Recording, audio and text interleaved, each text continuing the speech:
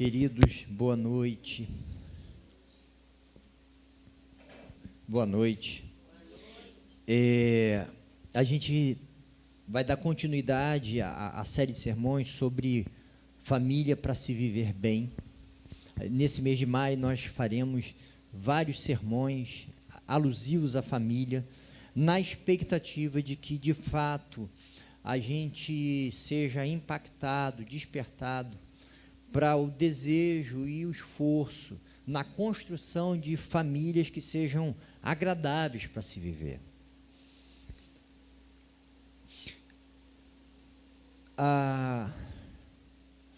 O que nos une não deve ser, em primeiro lugar, o compromisso. Óbvio que a gente tem um compromisso. Mas o que deve orientar de forma mais predominante as nossas famílias é o vínculo bom que existe. É a gratidão, é um sentimento de prazer, de satisfação, de ser agraciado, de uma certa sorte na vida. E isso não é natural, isso não é fácil de se instaurar, isso decorre de esforços, de caminhada, de mudança do modo de ser e de ver e de viver. E nesse mês eu quero oportunizar a mim e a vocês esse debruçar sobre isso a partir de algumas compreensões que o texto sagrado traz para a gente. Tá? Antes, porém, deixa eu falar, no dia 15 de maio, pela manhã, nós teremos a nossa assembleia, tá? Já não mais será híbrida, tá, gente? A assembleia é só presencial, acabou esse negócio de híbrido, dá uma confusão danada e já é desnecessário. Quem quiser participar, vem, tá? Então, não será mais híbrida, e dia 15 de maio vai ser nossa assembleia regular, e aí vai ser, maio vai ter, agosto vai ter, e novembro vai ter, que são as assembleias trimestrais que nós temos, e quando precisarmos, a gente faz assembleias extraordinárias. Certamente precisaremos, mas essa vai ser ordinária, tá? E domingo que vem nós temos o café da manhã das mães, que vai acontecer todo no terraço, então também não será transmitido, porque vai ser toda no terraço. O café da manhã começa às 9, tem toda aquela programação, por volta das 10 e pouco, 10 e meia no máximo, já vai ter terminado, para dar oportunidade para todos se deslocarem para os almoços, para quem for assim viver, para essas refeições aí familiares, celebrativas, tá bom? E se você quiser participar, homens, né, a gente formou um grupo, aí você me procura que eu incluo você no grupo que a gente criou lá no WhatsApp só para a semana que vem, para a gente distribuir as tarefas para domingo que vem, tá bom? Hoje a gente vai conversar um pouco sobre família e culpa. Família e culpa porque a culpa, infelizmente, não é algo tão incomum nas relações familiares. Ao contrário, é algo muito comum. O surgimento de culpa. Tá? E a culpa, gente, eu estou pensando numa expressão aqui, me veio a expressão assim, a culpa é o fracasso da cruz. Numa certa medida, é exatamente isso. Significa que a cruz de Cristo não repercutiu na tua vida como era para repercutir. A culpa e o lançar culpa sobre o outro, numa certa medida, não em todas as suas dimensões, mas nas repercussões existenciais, a culpa é um sinal de que a cruz fracassou na tua vida. E se você lança o outro a culpa, significa que desdobramentos muito significativos da cruz de Cristo fracassaram na sua vida. A culpa é importante? A culpa é importante, porque a culpa sinaliza o erro. Eu me sinto culpado diante do erro, e isso é importante, tá, gente? Quem não se sente culpado nunca, é grave. A culpa é importante, eu errei, me sinto culpado, e ao me sentir culpado, a culpa sinaliza o erro para mim, e essa culpa fomenta ações de reparação desse erro. Ela me faz pedir desculpa, ou deveria fazer, me permite reparar dentro do que é possível, né? Se eu ofendi alguém, eu peço desculpa, e se essa ofensa extravasou e tem gente que está achando que está pensando errado dessa pessoa, eu ligo para a pessoa e falo, olha, eu me expressei mal, não era isso que eu queria dizer, tá? Eu já pedi desculpa para ela, não é isso, o erro foi meu, sabe, o nível da reparação, que é fundamental, e também no fomento de mudanças pessoais. Caramba, esse modo de dizer foi errado, e eu vou tentar iniciar um processo de mudança no modo como eu falo, como eu trato, como eu ajo. A culpa é importante, ela sinaliza o erro e me estimula a enfrentar o erro, pedindo desculpa, fazendo eventuais reparações e buscando mudar. Ou seja, a culpa é importante. O problema é quando a culpa permanece. Aí é sinal de fracasso da cruz.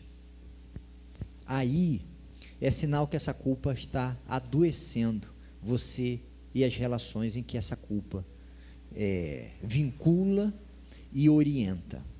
Eu vou ler um texto que está lá em Colossenses, capítulo 2, 13 a 15. Colossenses 2, 13 a 15. Talvez seja o texto do Novo Testamento que melhor descreve a vitória de Cristo Jesus na cruz do Calvário. Diz assim o texto, Colossenses 2, 13 a 15. Quando vocês estavam mortos em pecados e na incircuncisão da sua carne, você é totalmente distante de Deus, totalmente distante. Deus os vivificou com Cristo, ou seja, Deus deu vida, vivificar é da vida, Deus vivificou vocês com Cristo. Ele nos perdoou todas as transgressões e cancelou a escrita de dívida, que consistia em ordenanças e que nos era contrárias, ou seja, toda sorte de pecados e erros foram cravados na cruz do Calvário, em Cristo Jesus. E eu estou falando dos seus erros, tá? E dos meus. Eu estou falando, você que já passou muitos anos da vida, ou que passou poucos, e lá atrás magoou alguém, feriu e prejudicou, esse ato foi cravado na cruz de Cristo. É isso que Paulo está falando. Ele não está falando da coisa assim, porque às vezes a gente lê, falando, os meus pecados. Teu pecado tem nome, tem história, e tem repercussões. Nenhum pecado é uma coisa assim, digamos que eu deixasse cair esse microfone, a repercussão é muito pequena, quer dizer, vai ter um dano material. Mas imagine que eu deixe cair essa capa do instrumento, do violão, da guitarra, não tem repercussão nenhuma, ela vai cair, eu vou pegar e vou voltar. Pecado não é assim. O pecado tem consequências na sua vida, e dependendo da extensão dele, da continuidade, da rotina dele, traz consequências na vida dos outros. E é essa história, porque o pecado tem uma história, tem nome, tem história, esse pecado na sua vida, que você pode lembrar agora, foi cravado na cruz do Calvário em Cristo Jesus. É isso que Paulo está dizendo para mim e para você. Ele a removeu pregando-a na cruz, e tendo despojado os poderes e as autoridades, numa alusão direta aos seres espirituais do mal, aos demônios, fez deles um espetáculo público, triunfando sobre eles na cruz. Aí é uma alusão à vitória na guerra, onde você pegava os derrotados, nus, e fazia-os desfilar na praça pública em ato de humilhação. a essa alusão que Paulo faz. Jesus fez isso com os demônios, os expôs à derrota e à humilhação pública, porque ele é vencedor. Em outras palavras, o que Paulo está dizendo é que ninguém pode chegar para você e falar assim: fulano ou Remi, você quando tinha 28 anos, você lembra do que você fez? E que me prejudicou, que me fez mal. Você aí começa a falar, aí eu vou falar assim: olha, eu só quero dizer uma coisa para você, tudo isso é verdade, mas tudo isso já está cravado na cruz do Calvário, e não tem mais culpa a ser lançada sobre mim. Deus me perdoou, eu me arrependi, Deus me perdoou, não há mais culpa, há consequências históricas, inclusive na minha vida, mas culpa não mais. É isso que o texto traz para mim e para você. Percebe? Pecado tem nome, tem história, e é disso que Paulo está falando, tem nome, tem história, e essa história, e esse erro, e esse pecado foi cravado na cruz do Calvário, tá? Se a culpa que já bateu, você reconheceu o erro, já pediu desculpa, já tentou fazer as coisas, já tentou até mudar você mesmo. Se porventura a culpa permanece em você, é sinal do fracasso da cruz, porque Cristo morreu na cruz do Calvário e lá pregou todas as nossas culpas e transgressões e irradiou graça sobre nós.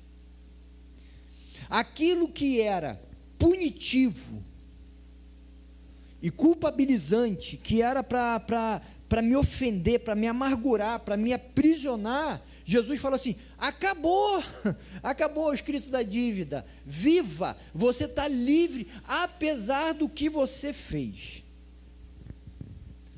A culpa que permanece, adoece, e não tem nada a ver com o projeto de Deus, porque o projeto de Deus é de graça, sobre a sua vida, tá? E aí, ela adoece, primeiro porque já foi perdoado, já ficou na história. Segundo, porque muitas vezes nas relações familiares isso acontece, essa culpa ela retorna. E por que ela retorna? Porque muitas vezes ela incide sobre limitações nossas. Hipoteticamente, imagine que alguém seja grosseiro no modo de falar. E seja grosseiro porque tem a ver com a história dele.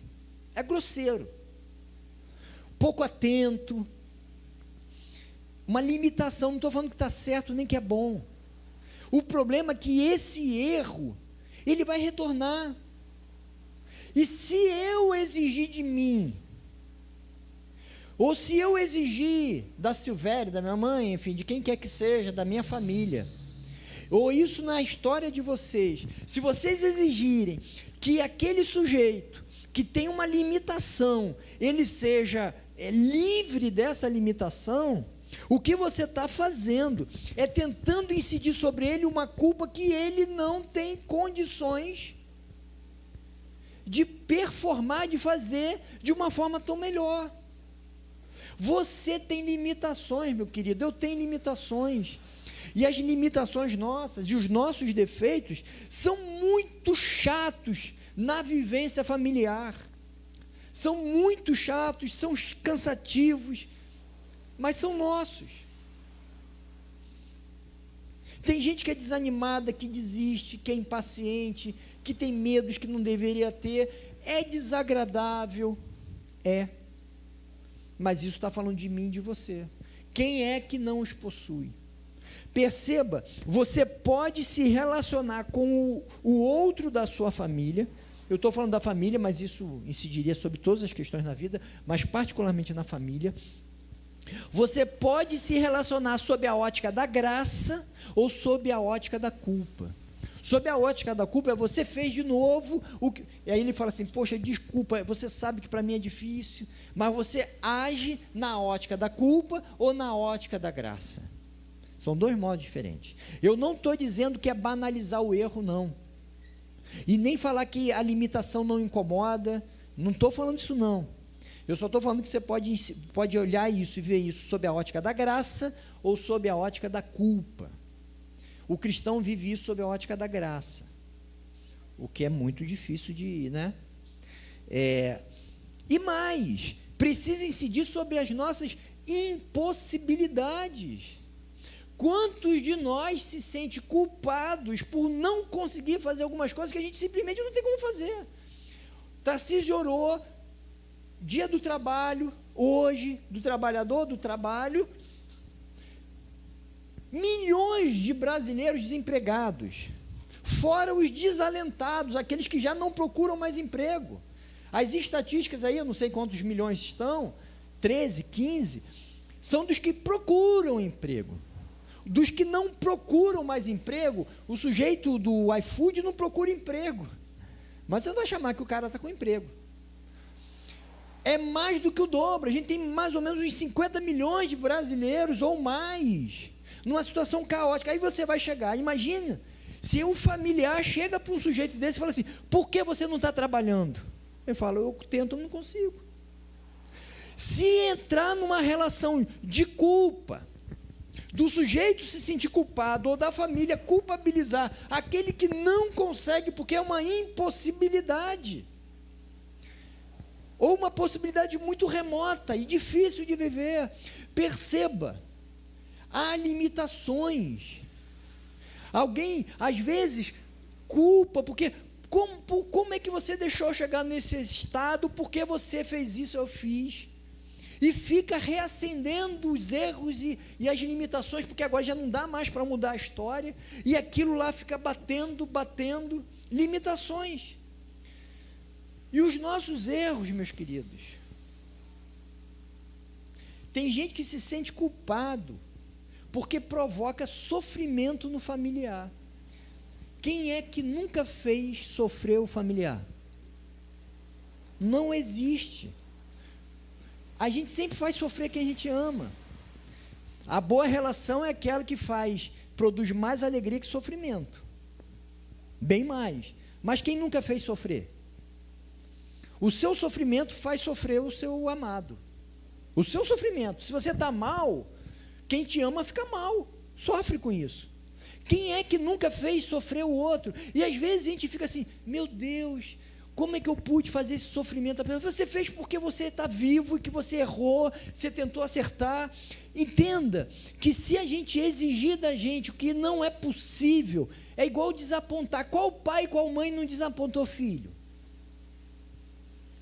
Só o filho que tenha problema de ordem mental, que não percebe. Mas se ele for lúcido, ele ficará desapontado com o pai e com a mãe, necessariamente. Por quê? Porque quando crianças nós somos iludidos, pensando que os pais são os bambambãs do mundo. A gente cresce e se desilude, fundamental, e se desaponta, porque além de desiludir, encontra erros. Agora imagina alguém se sentir culpado por desapontar, por não ser aquele pai que a pessoa desejava que fosse. Percebe? Que a gente tem que tomar cuidado. Se você não tomar cuidado, você vai viver as relações familiares sob a ótica da culpa, ou se sentindo culpado, ou culpabilizando outros. Isso é um erro espiritual. Um erro que não condiz com o propósito da cruz de Cristo. E tem aquelas coisas assim,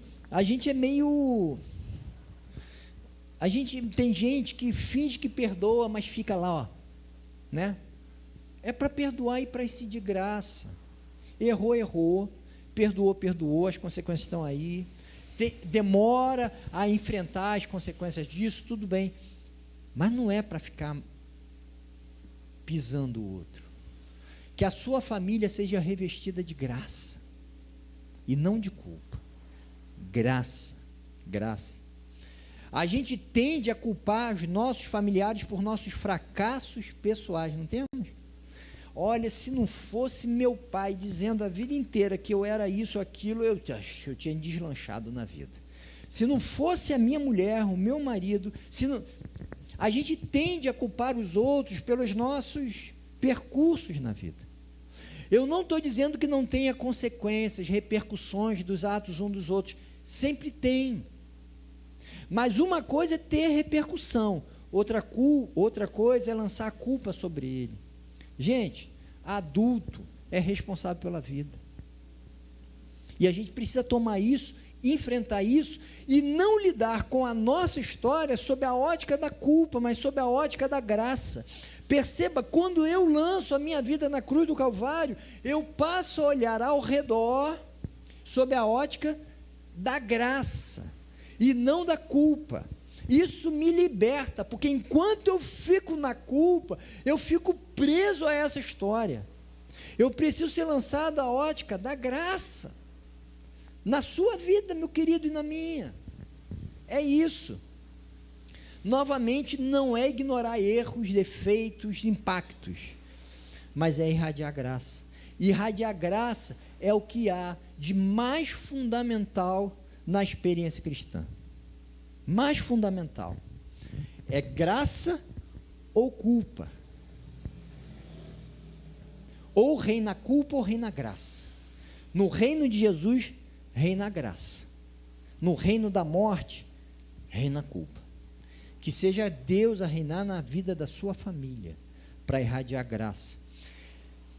Só que tem uma coisa também que gera culpa na família, eu quero pontuar de uma forma passando, não aprofundando, que é o seguinte: a gente tende a idealizar as pessoas e as relações.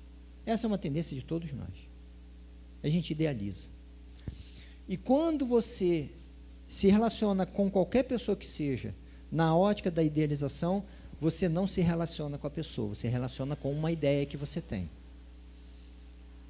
Ou você vai se decepcionar, ou essa relação vai ser muito, mas muito superficial, a ponto de ninguém poder se mostrar com clareza.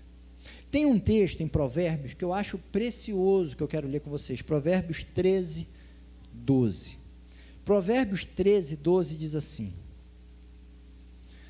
a esperança que se retarda deixa o coração doente, mas o anseio satisfeito é a árvore de vida.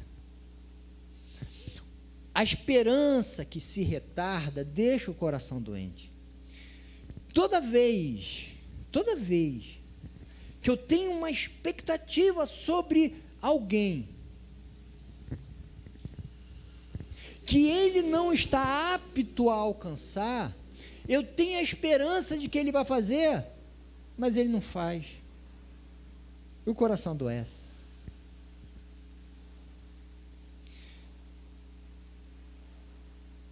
Tem coisas que você nunca vai conseguir fazer, o outro consegue, você não.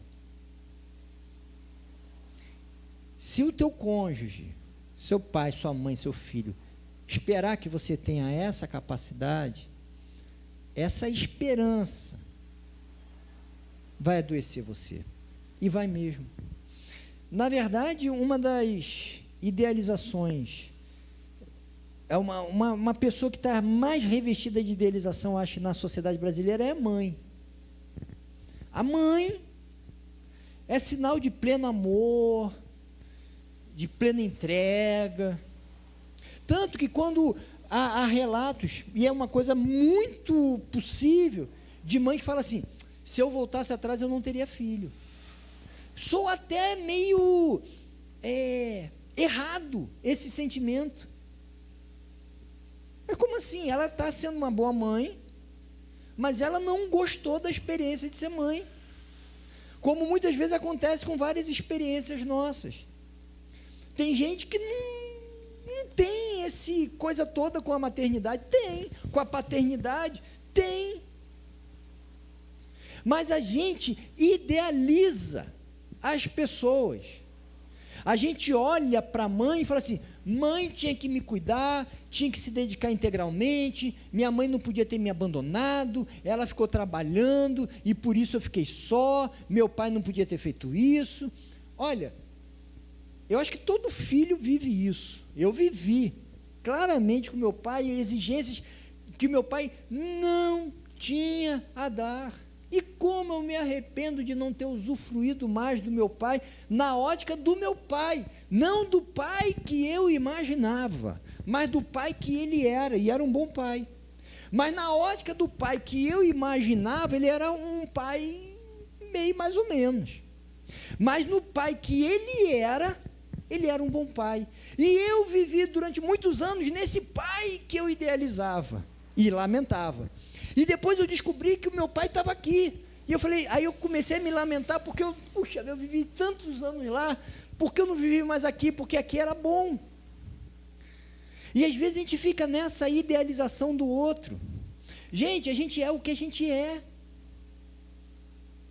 Então, tem gente que reclama, por exemplo, meu pai, minha mãe, meu cônjuge não me ama como eu gostaria, porque eu queria que ele falasse que me ama, que me beijasse, abraçasse. E tem gente que demonstra amor de outro modo. Mas eu queria que ele falasse. Queria, mas ele não é o cara que fala, mas que ama, do jeito dele. E aí a gente idealiza e fala assim, mas pai, mãe tem que amar, fazendo, dizendo, ou seja, tem que ser um super pai, super mãe, super filho, super cônjuge. Ninguém é isso. E se você não tomar cuidado, eu não estou falando que a gente não vai tentar melhorar, percorrer, mas o problema é que quando você idealiza as figuras e não olha para a realidade concreta de cada um com as suas possibilidades e limitações, você lança sobre o sujeito uma culpa que ele não é culpado. Entende? Ele faz de um outro jeito. Ele não consegue fazer desse. Você queria, mas ele não consegue. Entende? Não consegue. Isso tem a ver com a gente. Se você idealizar a pessoa que está perto de você, você não vai olhar para frente, você vai olhar para trás. Porque você vai, toda essa bagagem de idealizações estarão aqui, e você não vai enxergar a pessoa que está na sua frente, de carne e osso, que tem um monte de coisa boa, mas que você não vai enxergar, porque você fica idealizando, olhando para outros lugares que não a pessoa em si. E às vezes a gente mantém uma idealização absurdamente infantil. Tem uma idealização que é da sociedade. Pai, que pai é assim, mãe que é mãe, a gente até faz isso, né? Mãe é aquela que faz isso, e a gente faz até as crianças falarem isso.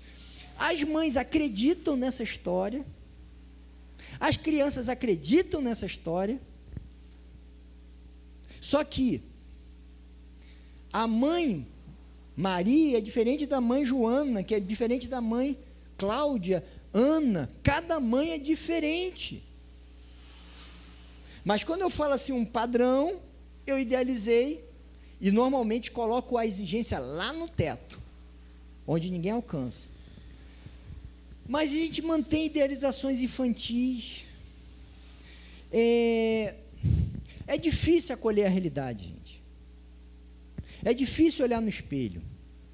E é difícil olhar para a vida como ela é. É difícil. É difícil. E aí, a gente tem dificuldade de acolher os erros inevitáveis de toda a vivência familiar. E aí tem gente que não consegue enxergar, não sabe, não consegue nem criticar, e fala assim, não, minha família é muito boa, minha mãe tem esse defeito, esse, meu pai é assim, assim, assim, minha irmã, meu filho, tal, minha esposa, meu esposo, pá, mas é muito bom. Eu posso olhar para a realidade e concluir que é boa. Eu não fico com idealizações infantis, de que tem que ser perfeito, que tem que ser um mar de rosas, que se não ficar, que os encontros têm que ser sempre muito festivos e celebrativos, não pode ter discussão. Onde já se viu ter um monte de gente reunida e não ter uma discussãozinha aqui e ali? Não existe. Ainda mais em família. E a gente faz disso um mal-estar, a gente idealiza que a coisa tem que ser perfeita, entende? Uma postura assim, tão infantilizada. E na família, há muitas vezes uma recusa de que o outro possa se diferenciar da gente e seguir outros caminhos. Isso é uma dificuldade que a gente vive. Uma dificuldade. Nesse tempo de polarização política acirrada, e que esse ano a pólvora vai ser acesa e o caldeirão virá para separar igrejas, famílias, amizades, casamentos, tudo, porque esse é um acirramento interessante para toda a ordem, né? É o que alguns dizem, né? Que isso é importante para, nessa sociedade, inserida nessa lógica das redes sociais, das intensidades dos afetos polarizados, isso é bom para o consumo, para vários fatores. Se você não tomar cuidado, você entra nesse caldeirão, e o que teve de família separada, porque não tolerou a diferença, a gente precisa aprender a tolerar a diferença, porque as pessoas são diferentes e seguem caminhos que a gente não gostaria que seguisse, mas seguem. As pessoas têm autonomia para ir para outros campos. Quantas famílias, inclusive de cristãos, já se desintegraram, já se ofenderam, já se maltrataram por questões políticas, por questões de sexualidade. Um filho, uma filha assume a homossexualidade, parece que esse sujeito está jogando uma bomba na família, destruindo a família dele. Ele não tem essa intencionalidade, ele só está diferente. E aqui eu não estou entrando na análise de pecado, não estou entrando nessa análise, eu estou falando que se a diferença não puder ser acolhida como possibilidade do sujeito que faz o seu próprio caminho, um caminho que para mim pode ser muito radical, eu crio uma obrigação de que a gente finja, e forge uma proximidade que não permite a liberdade. Esse é um problema que muitas vezes acontece, porque os pais desejam que os filhos sejam de um determinado modo e os filhos querem ser de outro, muitas vezes. Esse é um desafio para toda a família. Toda a família. O que eu quero dizer para mim e para você é que para viver bem em família, a culpa precisa dar lugar à graça, sempre. A culpa precisa dar lugar à graça.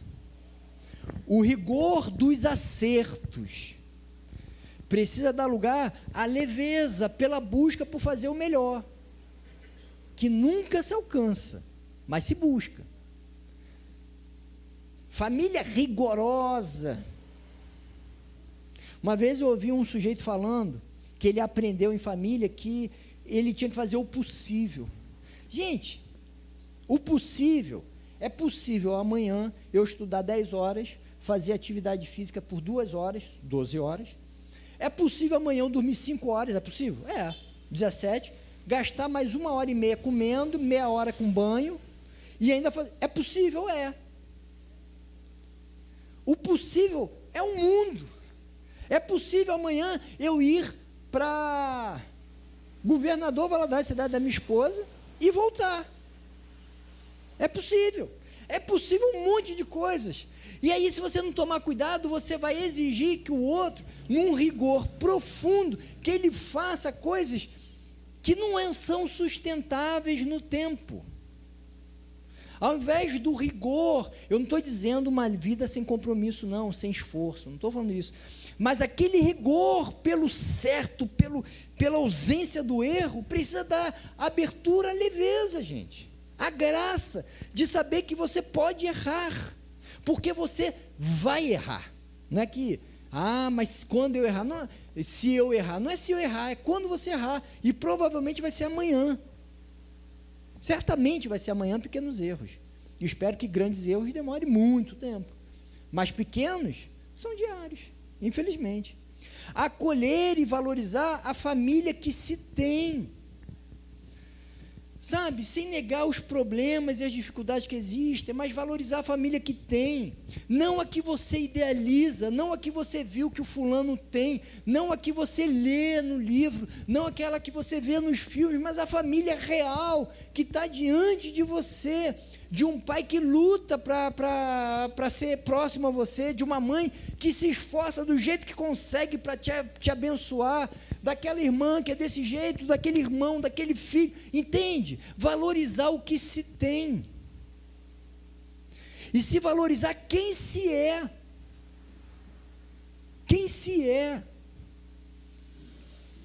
alinhar as expectativas com a realidade.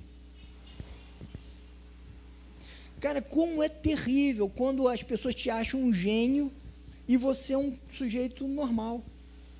E tem para famílias é assim, meu filho, aí o filho, ele se vê nessa obrigação de ser genial e ele não é, pô, vai fazer o quê? Meu filho é lindo, minha filha é linda, aí vai ver, é bonita, mas não é essa coisa toda, e aí ela se sente feia, porque ela é o top do top, e aí ela olha no espelho e fala assim, eu não sou isso tudo. É ruim, porque não tem espaço para ser quem se é, entende? É preciso a gente poder ser quem se é na relação familiar. A gente precisa elogiar, mas elogios realistas, apoios realistas, entende? Alinhar as expectativas à realidade. Mas e se der um pulo que eu não esperava? Então eleva as expectativas. Entende? Porque é a realidade. É a realidade. Eu imaginava, gente. Eu me imaginava. Sei lá, com 16 anos eu me lembro que um cara perguntou, quais são os seus defeitos? Eu falo, chega a ser ridículo, né? Absolutamente ridículo. Eu falei, eu não consigo ver. Ridículo. Depois eu cresci, eu vi um monte de defeito, hoje eu vejo um monte de defeito em mim. Mas quando eu, com meus 15, 16, 18 anos, eu penso assim, quando eu tiver com 30, meu querido, estou arrebentando, vou saber muito de muita coisa, vou ser um cara muito maduro. Aí você chega nos 30 e fala, não deu. Aí você chega nos 30 e pensa assim, mas com 40, ninguém me segura. Aí quando você chega nos 40, você vê assim, isso não vai acontecer nunca. Sabe por quê? Porque é assim a vida. Você vai perguntar para qualquer pessoa aí, de 250 anos, fala assim, você se acha uma pessoa madura? Em algumas coisas sim, em outras não. A gente está sempre por se fazer. A gente precisa ser realista, gente. Eu sou bom nisso, sou ruim naquilo, fulano é bom nisso, o outro é bom naquilo. Isso traz leveza para a gente. E nos livra da culpa. Porque eu sou ruim mesmo. E não dá tempo para ser bom em tudo na vida. Não dá tempo. E dá liberdade, gente, para as pessoas serem diferentes. Tem gente que é mais calada, gente que fala mais, gente que é mais atenciosa, gente que passa e não percebe nada. E às vezes a gente desvaloriza um cônjuge, um marido, uma esposa fabulosa, mas, não, mas ele não tem isso, ele não tem aquilo. Entende? Pai, mãe, filhos, queridos, a graça é colocar tudo, as nossas culpas e transgressões, na cruz do Calvário para nos libertar, leveza para a vida. E a culpa tem nome e tem história, o seu pecado. Tem nome, tem história. E é para estar na cruz do Calvário.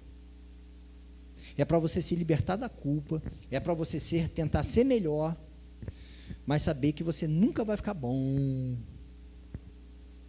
E que a sua família nunca vai ser aquela família, entendeu? Porque não existe. Porque está cheio de gente limitada, com defeito. Essa é a realidade da vida. Ou você abandona as idealizações, as expectativas falsas e valoriza as pessoas que existem, ou você vai viver sempre na infelicidade. Sempre. Que seja a graça que nos permite olhar para o espelho e ver essa imagem que não é lá essas coisas. E falar assim: obrigado, Deus, tem muita coisa bonita e boa em mim. Tem uns negócios que são muito ruins, mas tem muita coisa bonita. E eu te agradeço por isso. E eu te agradeço também porque a minha esposa tem um monte de coisa ruim, mas tem muita coisa bonita. E eu quero poder viver a leveza de aproveitar as nossas belezas. E com a graça incidindo sobre os defeitos um do outro. Que Deus nos abençoe. Amém? É isso aí, meus queridos. Graça, maravilhosa graça, incidindo sobre a vida da gente. Pai, que seja assim a realidade na minha vida e na vida de cada um, Pai. O Senhor sabe o quanto a gente exige, Pai. A gente reclama, porque a gente gostaria de ser mais do que somos, Pai. A gente gostaria de não ter esses problemas físicos que temos. A gente gostaria de ser mais inteligente, mais espiritual, mais bondoso, mais firme, ganhando mais reconhecidos. A gente queria tanta coisa mais na vida e a gente não conseguiu, Pai. E tudo bem. Que seja esse o sentimento que reine no meu coração, Pai, e no coração de cada um. Que a Tua graça incida sobre nós, Pai. E que essa graça que irradia e traz paz e contentamento na existência, permita a mim e a cada um a olhar para o outro sob a ótica da graça, Pai. Por favor, Deus, eu te imploro, Pai, que nesse ano de acirramento dos ânimos, que a graça e o amor sejam maiores, Pai. Nesse ano e para sempre, na realidade das famílias, Pai. Coloca a Tua mão. E que cada um aqui, Pai, perceba onde culpa os outros, onde se culpa e não se perdoa, e que haja o derramar da graça, Pai. Que na nossa família seja a Tua graça que reine, não a culpa da morte, instrumentalizada por Satanás, por mensagens as mais diversas, mas que seja a Tua graça conquistada na cruz do Calvário. É o que eu te peço em nome de Jesus, Pai. E que a graça do nosso Senhor Jesus Cristo, o amor de Deus nosso Pai e as consolações do Espírito Santo sejam sobre todos nós, agora, hoje e para todo sempre, irradiando vida, paz, graça, alegria. É o que eu te peço. Amém. Amém.